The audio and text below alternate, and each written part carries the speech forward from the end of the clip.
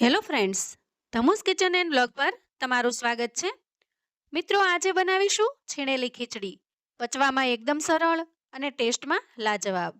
ચોમાસામાં હવામાનને લીધે પાચન શક્તિ મંદ પડે છે, ત્યારે ખાસ કરીને સાંજના સમયે આવો પચવામાં સરળ અને હળવો ખોરાક પેટને આરામ આપે છે. વળી વેજીટેબલ્સથી ભરપૂર હોવાથી વિટામિન પણ મળી રહે છે. તો એકદમ ગુણોથી ભરપૂર એવી રેસીપી બનાવવાની સરળ રીત ચાલો જોઈ લઈએ. રેસીપી બનાવવા માટે આપણે અહીંયા લઈશું ચોખા. જે ખીચડી બનાવવા માટે તમે જે કોઈ પણ ચોખા વાપરતા હો એ ચોખા લેવાના છે. અને ચોખાથી અડધી આપણે અહીંયા મગની દાળ લેવાની છે, ફોતરાવાળી મગની દાળ. મોસ્ટલી આપણે ખીચડીની અંદર ફોતરાવાળી મગની દાળનો ઉપયોગ કરતા હોઈએ છીએ અને ખૂબ હેલ્ધી પણ હોય છે. આ સાથે આપણે લઈશું ચોખા કરતાં અડધી તુવેર દાળ. અહીંયા આપણે તુવેર દાળનો પણ ઉપયોગ કરીશું, એનાથી ટેસ્ટી અને ખૂબ જ મસ્ત બનીને તૈયાર થશે. અને થોડી અમથી 2 ચમચી જેટલી આપણે અહીંયા મગની છડી દાળ લેવાની છે, જે ફોતરા કાઢેલી પોલિશ કરેલી હોય છે એ. તો હવે આપણે એક બાઉલ લઈશું અને એમાં ચોખા ટ્રાન્સફર કરીશું. મગની દાળ લઈશું, તુવેર દાળ લઈશું અને મગની છડી દાળ લઈશું. અને સાથે સાથે આપણે અહીંયા 2 ચમચી જેટલી ચણાની દાળને પણ ઉમેરીશું. હવે દાળ અને ચોખાને આપણે મિક્સ કરી લેવાના છે. અહીંયા દાળ નાખવામાં તમે કોઈ દાળને વધારી પણ શકો છો અથવા તો ઘટાડી પણ શકો છો. તમારી પાસે જે દાળ અવેલેબલ હોય એ દાળ આપણે અહીંયા ઉમેરવાની છે. હવે પાણી નાખી અને સારી રીતે ધોઈ લઈએ. આ રીતે હાથની મદદથી થોડું ઘસી અને ધોઈ લઈએ, જેથી કોઈ ડસ્ટ માટી હોય તો એ પણ નીકળી જાય અને તુવેરની દાળની અંદર જે એરડિયું દીધેલું હોય છે એ પણ સારી રીતે નીકળી જશે. અહીંયા 2-3 વખત પાણી બદલાવી અને આપણે ધોઈ લેવાની છે. ઘણા લોકો અડદની દાળની પણ ખીચડી કરતા હોય છે. જો તમને ફાવે તો થોડી અડદની દાળ પણ ઉમેરી શકો છો. અહીંયા 4 વખત પાણી બદલાવી અને ખીચડીને મેં સારી રીતે ધોઈ લીધી છે. હવે આપણે એમાં પાણી નાખી અને ખીચડીને પલાળી દેવાની છે. તો અહીંયા ખીચડી કરતાં બમણું પાણી ઉમેરીશું, જેથી ખીચડી સારી રીતે પલળી જાય. અને ઢાંકણ ઢાંકી 10 મિનિટ સુધી એને સારી રીતે પલળવા દઈએ. 10 થી 15 મિનિટ પછી આપણે ખીચડીને ચેક કરીશું. જો એકદમ સરસ પલળી ગઈ છે. તુવેરની દાળ પણ સારી રીતે પલળી ગઈ છે. હવે ફરી આપણે આ પાણીને કાઢી લઈશું અને ખીચડીને એક વખત ધોઈ લઈશું. હવે આપણે એક કુકર લઈશું અને ધોયેલી ખીચડીને કુકરમાં ટ્રાન્સફર કરીશું. આજની રેસીપી આપણે 3 જણ માટે બનાવી રહ્યા છીએ અને એ પ્રમાણે મેં માપ સેટ કરેલું છે. હવે આપણે પાણી ઉમેરીશું. તો ટોટલ 1.5 ગ્લાસ પાણી આપણે અહીંયા ઉમેરેલું છે. અને જો એ રીતે તમારે માપ સેટ ન કરવું હોય તો જ્યારે પણ તમે ખીચડી કે કોઈ કઠોળ બાફો ત્યારે આ રીતે 1 વેઢા જેટલું પાણી રાખવાનું. ઘણી વખત શું થતું હોય, ખાસ કરીને બિગનર્સ કે જે લોકો રસોઈ શીખતા હોય, તો કાં ખીચડી બળી જતી હોય અથવા તો વધારે પડતી ઢીલી થઈ જતી હોય. તો આ રીતે જો માપ સેટ કરશો તો એકદમ પરફેક્ટ ખીચડી બનીને તૈયાર થશે. હવે આપણે ઉમેરીશું સ્વાદ પ્રમાણે મીઠું અને ત્યાર પછી આપણે ઉમેરીશું થોડા મેથી દાણા. મેથીના જે સૂકા દાણા હોય છે એને આપણે ઉમેરવાના છે. એનાથી ખીચડી વાયુ પણ કરતી નથી અને ટેસ્ટમાં ખૂબ જ સરસ લાગે છે. ઘણી વખત લોકો મેથી દાણાને પલાળીને પણ નાખતા હોય છે. તો જ્યારે પણ તમે ખીચડી પલાળો ત્યારે પલાળી દો, તો સાથે તમે એડ કરી શકો છો. અથવા તો આ રીતે પણ જો તમે નાખશો તો પણ સારી રીતે ચડી જશે. અને થોડી અમથી 5 ચમચી જેટલી આપણે અહીંયા હળદર ઉમેરીશું.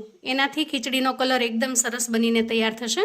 હવે આ બધી જ વસ્તુને સારી રીતે મિક્સ કરી દઈએ અને કુકરનું ઢાંકણ ઢાંકી દઈએ.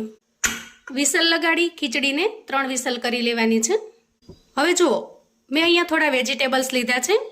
એક નાનો કટકો દૂધીનો લીધો છે, એક રીંગણું લીધું છે, એક નાનું મીડિયમ સાઇઝનું બટાકું લીધું છે અને 3 થી 4 ટિંડોરાના પીસ લીધા છે. આ વેજીટેબલ્સને આપણે ખમણી લેવાના છે. હવે એક બાઉલ લઈ એના ઉપર આપણે ખમણીને સેટ કરી દઈએ અને વેજીટેબલ્સને ખમણી લઈએ. તો જુઓ, બધા જ વેજીટેબલ્સને આપણે આ રીતે છીણીને તૈયાર કરી લીધા છે. અહીંયા રીંગણ જો થોડું કાળું પડી જાય તો એને આપણે ધોઈને ઉમેરવાનું છે. અહીંયા જો કોઈ પણ શાકભાજી આપણને કાળા પડતા દેખાય તો આપણે એને ધોઈને ઉમેરીશું. જેમ કે અહીંયા જો આ રીંગણ થોડું કાળું પડવા માંડ્યું છે, તો જ્યારે ઉમેરીએ ત્યારે એને ધોઈ લેશું.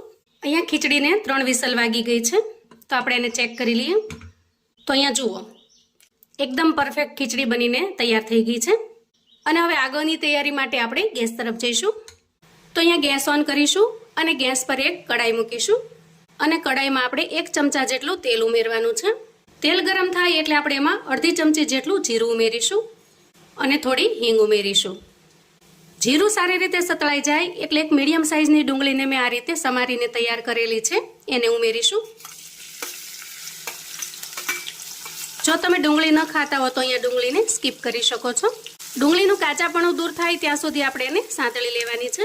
ત્યાર પછી આપણે એક લીલું મરચું ઉમેરીશું આ રીતે સમારીને. 2 થી 3 લસણની કળીઓને મેં આ રીતે ઝીણા પીસમાં કટ કરી લીધી છે, એને ઉમેરી દઈએ. હવે જો ડુંગળી અહીંયા સરસ બ્રાઉન કલરની થઈ ગઈ છે. આ સ્ટેજે આપણે ખમણીને તૈયાર કરેલા બટેકાને ઉમેરીશું અને દૂધીને ઉમેરીશું અને સારી રીતે મિક્સ કરી લઈશું.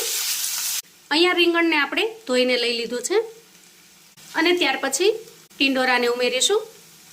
આજની રેસીપી વેજીટેબલ્સથી એકદમ ભરપૂર થવાની છે અને ખાસ કરીને બાળકો જો વેજીટેબલ્સ ન ખાતા હોય તો આ રેસીપીની અંદર ભરપૂર માત્રામાં તમે વેજીટેબલ્સ ઉમેરી શકો છો અને વળી ટેસ્ટી પણ ખૂબ જ બને છે, જેથી કરીને ખાવાની પણ કોઈ ના નહીં પાડે. અને ખાસ કરીને જો સાંજના સમયે તમારા ઘરમાં ખીચડી બનતી હોય તો વરસાદની સિઝનમાં એક વખત આ રીતે ચોક્કસથી બનાવો.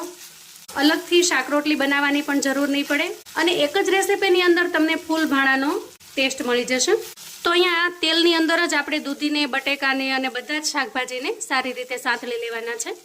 એનું કાચાપણું દૂર થઈ જાય ત્યાં સુધી આપણે એને સાંતળી લઈશું.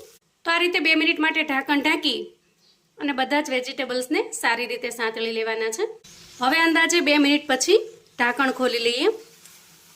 તો જુઓ અહીંયા બધા જ વેજીટેબલ્સ સારી રીતે સતળાઈ ગયા છે. આ સ્ટેજે આપણે સમારીને તૈયાર કરેલું એક મીડિયમ સાઇઝનું ટમેટું ઉમેરીશું અને મિક્સ કરી લઈશું. ખાસ કરીને વેજીટેબલ્સને સાતળવા માટે તમારે કોઈ જાડા તળિયાની કડાઈ અથવા તો નોનસ્ટિક પેનનો ઉપયોગ કરવો, કેમ કે જો પાતળી કડાઈ હશે તો નીચે ચોંટી જશે. હવે આપણે સૂકા મસાલા કરી લઈએ. 1 નાની ચમચી જેટલી હળદર ઉમેરીશું. વેજીટેબલ્સના ભાગનું આપણે અહીંયા મીઠું ઉમેરીશું, કેમ કે ખીચડીની અંદર તો આપણે મીઠું ઉમેરેલું જ છે. 1 ચમચી ધાણા જીરું પાવડર ઉમેરીશું. 1 ચમચી લાલ મરચું પાવડર ઉમેરીશું. તો અહીંયા તમારે જેટલું સ્પાઇસી બનાવવું હોય એ પ્રમાણમાં લાલ મરચું ઉમેરવાનું છે અને બધા જ મસાલાને સારી રીતે મિક્સ કરી લઈશું. છીણેલી ખીચડી બનાવવા માટે તમે કોઈ પણ વેજીટેબલ્સનો ઉપયોગ કરી શકો છો. તમારી પાસે ફુલાવર હોય, કોબી હોય તો એને પણ તમે છીણીને ઉમેરી શકો છો. તો કોઈ પણ વેજીટેબલ્સ તમે ઉમેરી પણ શકો છો અને આમાંથી કોઈ પણ વસ્તુ ન હોય તો એને તમે સ્કીપ પણ કરી શકો છો. હવે જુઓ મસાલા સારી રીતે સતળાઈ ગયા છે અને મિક્સ પણ થઈ ગયા છે. આ સ્ટેજે આપણે ખીચડી ઉમેરી દઈએ અને સારી રીતે મિક્સ કરી લઈએ. એકદમ ટેસ્ટી અને હેલ્ધી બને છે. જો અહીંયા આપણે બધી જ વસ્તુને મિક્સ કરી લીધી છે. ખરેખર આ ખીચડીનો ટેસ્ટ એકદમ અમેઝિંગ આવે છે. જો તમે ક્યારેય આ રીતે ખીચડી ન બનાવી હોય તો એક વખત ચોક્કસથી બનાવજો. ખરેખર એટલી ટેસ્ટી બને છે કે તમને ખૂબ જ પસંદ આવશે. હવે અહીંયા આપણી છીણેલી ખીચડી તૈયાર છે. ગેસની ફ્લેમને આપણે અહીંયા બંધ કરીશું અને છેલ્લે હવે થોડી કોથમીર ઉમેરીશું અને મિક્સ કરી લઈશું. હવે આપણે સર્વ કરી લઈએ. તો જુઓ એકદમ ટેસ્ટી અને મજેદાર એવી છીણેલી ખીચડી બનીને તૈયાર થઈ ગઈ છે. વરસાદની સિઝનમાં સાંજે કશું હળવું ખાવાનું મન થાય અને સાથે સાથે ટેસ્ટી પણ ખાવાનું જો મન થાય તો એના માટે આ ખીચડી પરફેક્ટ ઓપ્શન છે. વેજીટેબલ્સથી ભરપૂર આ ખીચડી હેલ્ધીની સાથે ટેસ્ટી પણ છે. અને સાંજના સમયે જો તમારા ઘરમાં રોજે ખીચડી બનતી હોય તો એક વખત આ રીતે ખીચડી બનાવીને ટ્રાય કરજો. આનો ગજબનો ટેસ્ટ તમને ખૂબ જ પસંદ આવશે. જોતાં જ મોઢામાં પાણી આવી જાય એવી ટેસ્ટી અને સુગંધ પણ એટલી જોરદાર આવે એવી મસ્ત બની છે. શાક રોટલી બનાવવાની બિલકુલ ઝંઝટ નહીં. ફટાફટ માત્ર એક જ વસ્તુ બનાવો અને ફૂલ ભાણું એન્જોય કરો. તો આવું નવું જાણવા માટે અને મને સપોર્ટ કરવા માટે ચેનલ પર જો તમે નવા છો તો પ્લીઝ ચેનલને સબસ્ક્રાઈબ કરો. વિડીયો ગમે તો લાઈક અને શેર કરો. તમારા સગા સંબંધી મિત્રોને પણ આ નવી રીતે બનાવેલી છીણેલી ખીચડીની રેસિપી ચોક્કસથી શેર કરજો, જેથી જ્યારે એમને એકદમ હળવું ખાવાનું મન થાય, ટેસ્ટી ખાવાનું મન થાય ત્યારે આ રેસિપી બનાવીને તૈયાર કરી શકે, એન્જોય કરી શકે અને એના પરિવારને પીરસી શકે.